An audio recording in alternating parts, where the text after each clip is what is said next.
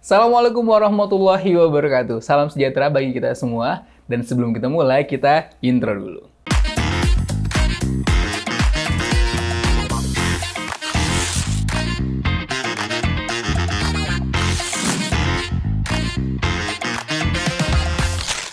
Kamu sedang ada di Kawan Koi, Kemenak Bincang Santai bersama kawan dan Koi.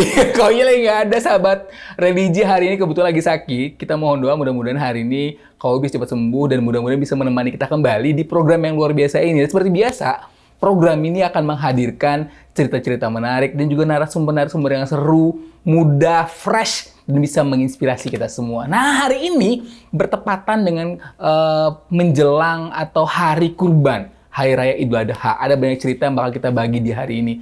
Tapi, sahabat religi, ngomong-ngomong tentang kurban, tentu kita tidak bisa lepas dari cerita luar biasa dari Nabi Ibrahim alaihissalam dan juga putra tercintanya, Nabi Ismail alaihissalam. Bayangkan, sahabat religi, seorang ayah diminta untuk mengorbankan putranya satu-satunya yang lama ditunggu, buah hati yang luar biasa, dan menuruti atau mengikuti perintah dari Allah Subhanahu wa Ta'ala.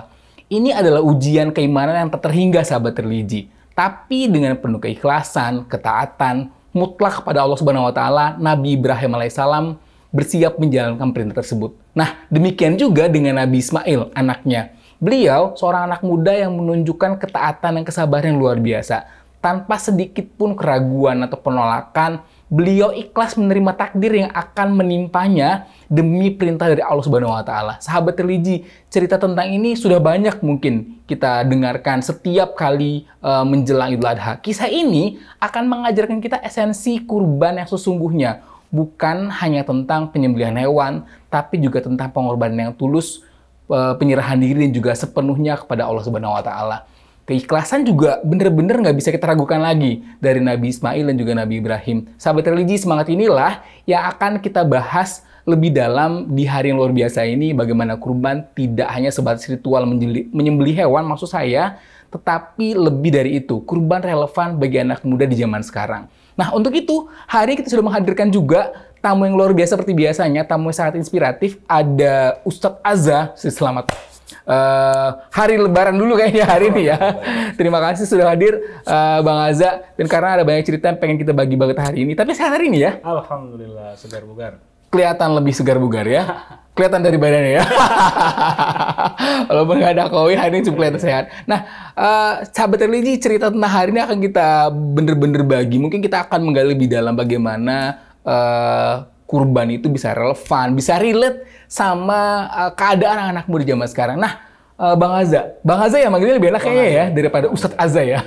Bang Azza, kalau ngomong tentang kurban nih, pertama kali kita dengar tentang kurban, apa yang terfikirkan oleh Bang Azza? Ya, kalau kurban itu kan bahasa Indonesia ya. Jadi kita kadang terdengar korban kecelakaan, korban sesuatu lah, itu terdengar negatif gitu ya. Betul. Nah, kalau korban itu mungkin ada bedanya dengan berkurban. Berkurban. Kalau berkurban itu lebih ke sesuatu yang dilakukan atau bergerak karena kesetiaan, karena kecintaan.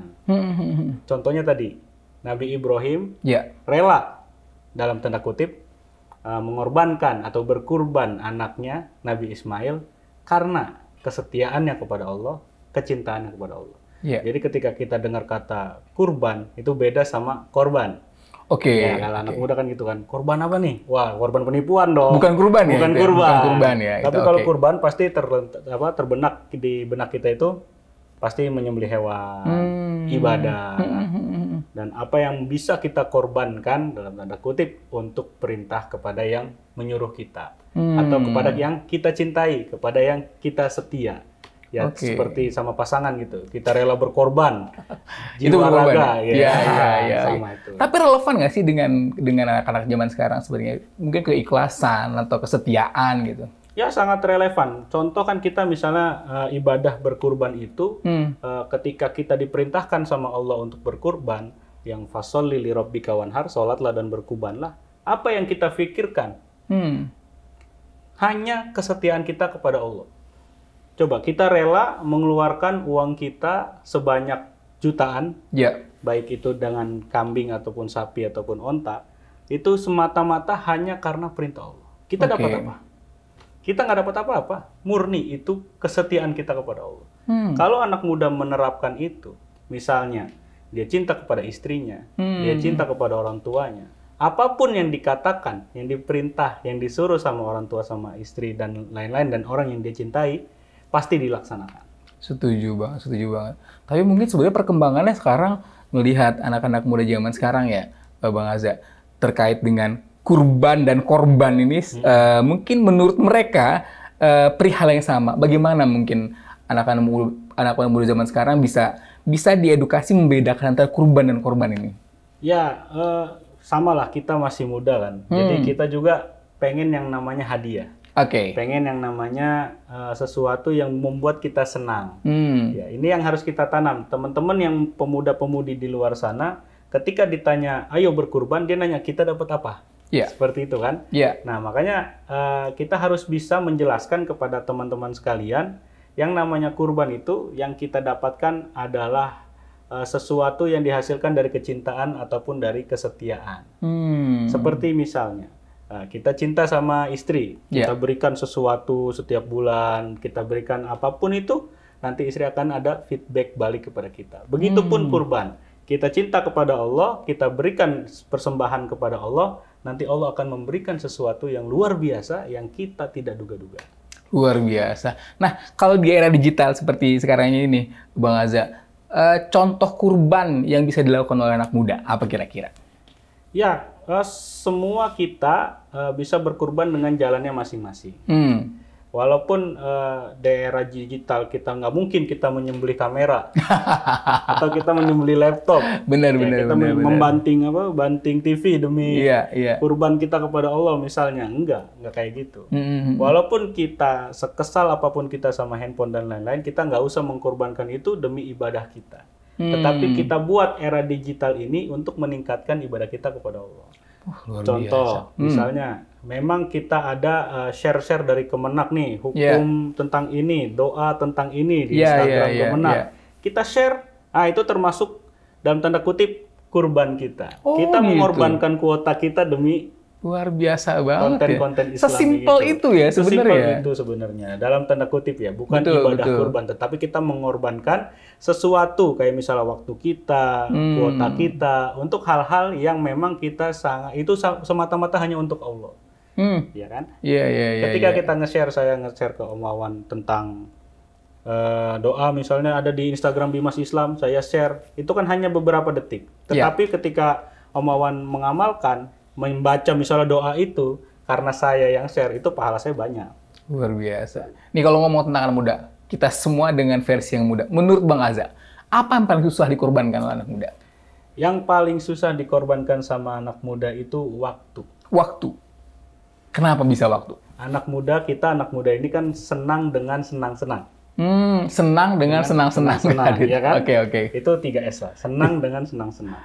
Nah, ketika ada panggilan, ketika ada ajakan untuk berbuat baik, biasanya anak muda itu agak sulit. Agak sulit dalam hal, misalnya saya lagi, nggak boleh sebut. sedang main game, kita sedang main game. Kemudian ada ajakan, misalnya, ayo kita ke masjid, atau ayo kita ini. Padahal kita lagi di atas nih, dikit lagi menang. Nah, itu kan sulit banget tuh. Itu yang harus dikorbankan. Jadi memang kesenangan-kesenangan anak muda harus bukan dikorbankan, dalam tanda kutip dialihkan. Jadi ketika senangnya di game, ketika senangnya di olahraga, kita alihkan sedikit-sedikit dengan kebaikan.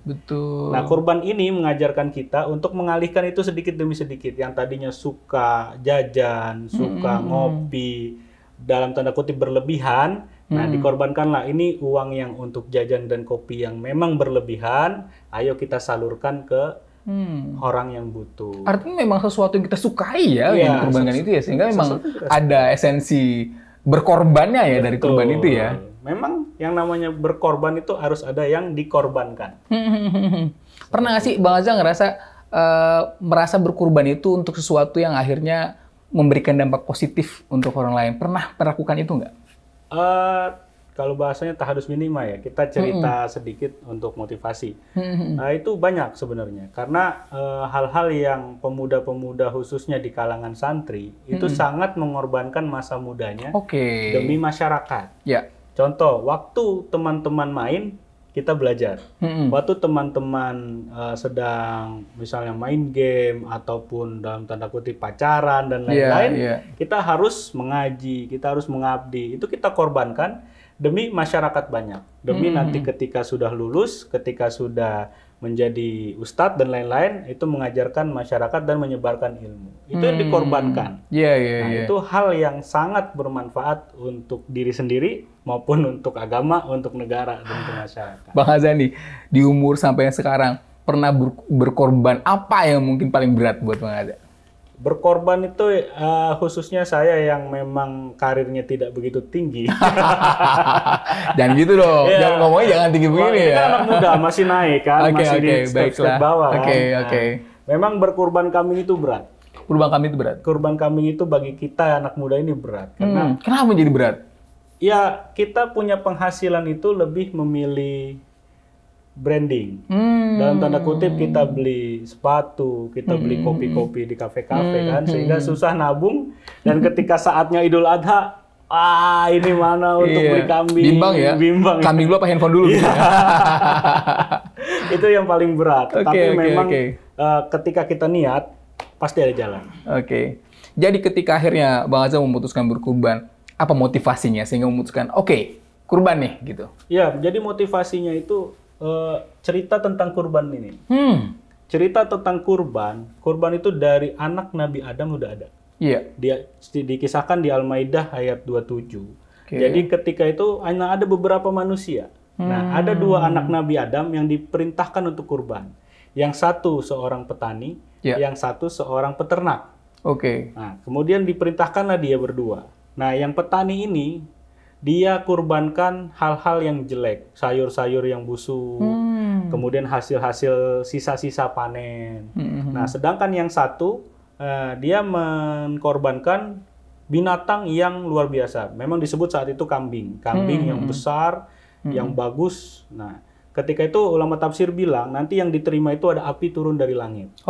Nah, yang diterima itu kurban yang paling bagus, yang kambing, yang besar, yang cakep lah dilihat. Nah, ketika itu diterima, nah yang kurban tanaman ini iri dan akhirnya yang ini dibunuh sama anaknya itu. Ini ceritanya udah masyhur lah, saya yakin Mas Wawan juga udah tahu. Ini cuma pura-pura aja. Enggak, bener nggak tahu. Jangan menguji cerita saya. Saya nggak tahu. Itu motivasi yang pertama saya. Yang kedua ya tadi cerita Nabi Ibrahim. Kok bisa ada anak muda seusia Nabi Ismail yang saat itu memang dalam beberapa riwayat belum balik, artinya ada juga beberapa cerita itu remaja, mengorbankan dirinya sendiri. Betul. Mengorbankan dirinya sendiri demi perintah Allah. Nah, saat zaman itu mohon maaf kemajuan teknologi belum seperti sekarang ya, betul. Dan kemajuan keuangan dan lain-lain, apalagi ilmu agama saat itu kan masih banyak orang-orang yang jahiliyah dalam tanda kutip. Kok bisa dia mengorbankan sesuatu yang baik dan bahkan Nabi Ismail mengorbankan dirinya sendiri. Nah, kita sebagai anak muda di zaman yang sudah maju, teknologi canggih, uang gampang dicari, kenapa nggak bisa? Betul, setuju banget. Jadi memang nggak ada alasan kita anak muda nggak bisa kurban. Hanya pola gaya hidup yang harus ditata. Setuju banget. Itu pengalaman pribadi. Betul. Artinya ini berdampak ya. Menurut Bang Azza dampak apa sih kira-kira yang bisa dirasakan oleh yang berkurban nih ke depannya? Dampak yang paling hebat itu di diri sendiri. Ketika kita mengeluarkan uang jutaan hanya untuk Allah, nah nanti setelah itu kita akan lebih cepat ikhlas.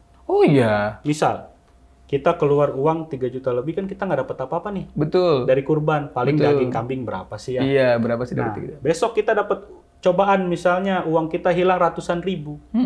Itu kita nggak berdampak kayak sedih. Kayak akan suntuk. Begitu ya? Akan seperti itu. Kita akan menghadapi sesuatu kehilangan-kehilangan itu Ya nggak ada masalah, karena yang namanya hidup kan udah pasti diuji kan, nggak mungkin diuji. Jadi itu latihannya itu dengan kurban, dengan sedekah, dengan yang lain-lain, itu latihan kita. Jadi anak muda jangan takut mengeluarkan uang untuk berkorban, karena nanti daripada hilang, misalnya beli online ketipu atau dan lain-lain, mending berkurban, ada pahalanya jelas. Betul. Nah, menurut Bang Azza, kira-kira sebenarnya di anak-anak muda zaman sekarang tantangan apa sih yang paling berat tadi selain waktu untuk mereka berkurban? Kayaknya berat nih untuk berkurban nih. Tadi ya milih kali ya, milih antara membeli barang-barang yang mungkin sekarang lebih in atau membeli berkurban ya. Betul, kita kan godaan kita di anak muda ya cuma itu sebenarnya.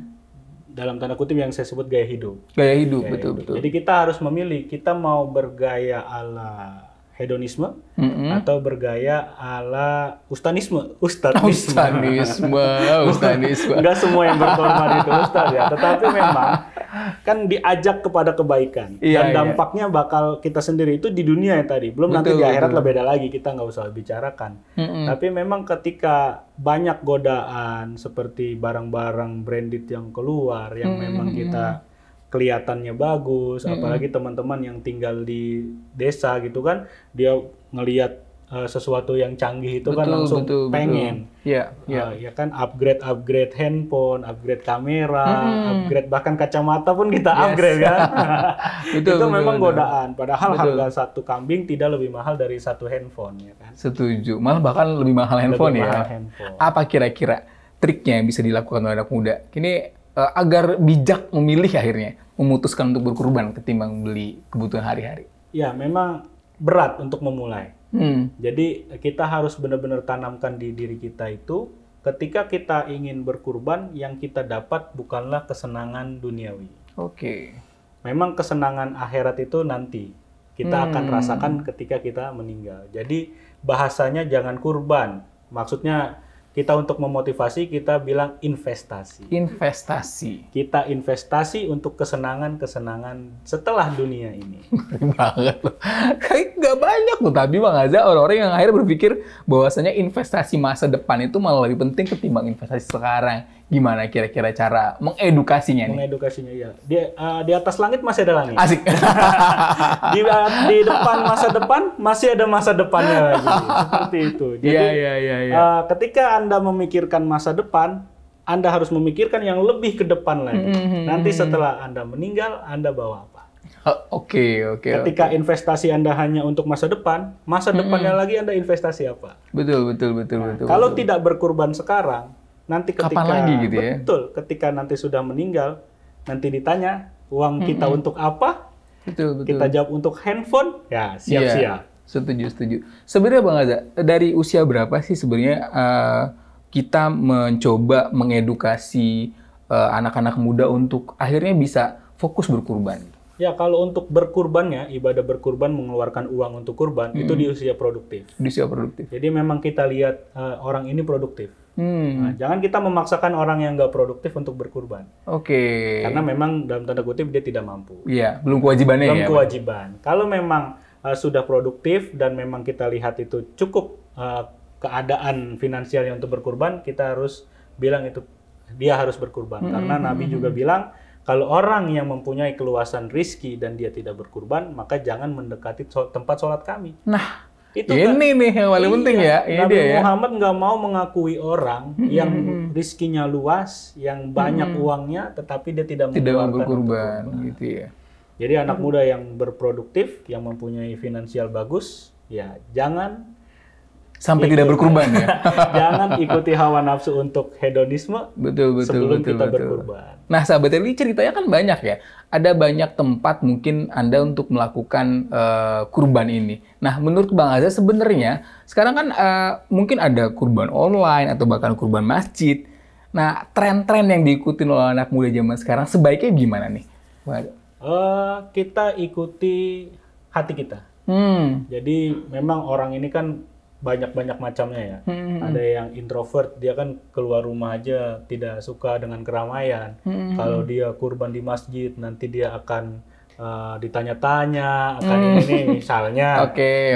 Maka dia dengan jalan online itu lebih baik buat dia. Oke. Ada juga yang ekstrovert yang memang dia ingin kumpul, dia ingin berkurban di masjid dan lain-lain, silahkan berkurban di masjid. Jadi masing-masing punya jalan tergantung niatnya. Oke. Tapi jangan sampai kita berkurban nyari yang minimalis. Oke. Maksudnya minimalis.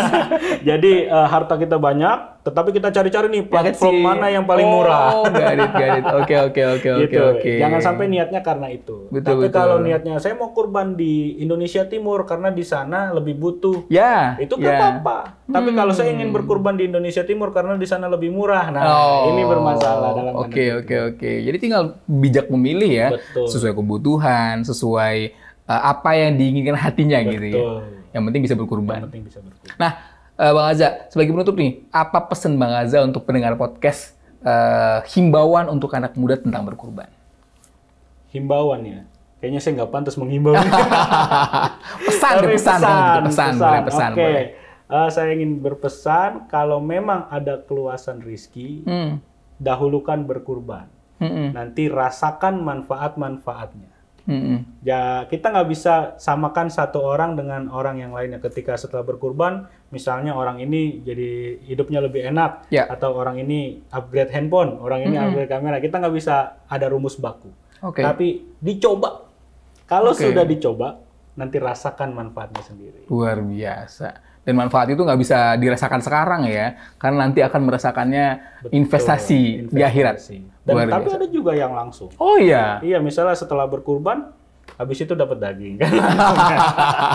Itu manfaat langsung, bisa nyate gitu. Oke, Bang Aza, seru banget hari ini. Terima kasih banyak. Siap. Ngobrol tentang berkurban itu emang akan ada habisnya, sahabat Rezi. Cerita tentang kurban, pengorbanan Nabi Ismail dan juga Nabi Ibrahim. Ceritanya mungkin cerita lama, tapi tiap tahun kita selalu amazed sama cerita ini. Nah, setiap pengorbanan yang dilakukan dengan niat yang baik adalah investasi, seperti tadi yang Bang Aza bilang. Ini adalah untuk kebaikan di masa depan, baik secara spiritual maupun secara material. Senang banget hari ini, luar biasa. Ada banyak informasi yang bisa kami bagi lagi untuk Anda semua di episode berikutnya. Kita akan ketemu lagi di program ini dengan bahan-bahan yang menarik dan juga dengan narasumber-narasumber yang menginspirasi. Sekali lagi terima kasih Bang Aza sudah hadir ya. Sama-sama. Sehat selalu, mudah-mudahan. Dan kita akan ketemu lagi di episode berikutnya. Dan kamu tetap ada di Kawan Koi. Kemenak bincang santai bersama kawan dan Kak Oi. Terima kasih. Assalamualaikum.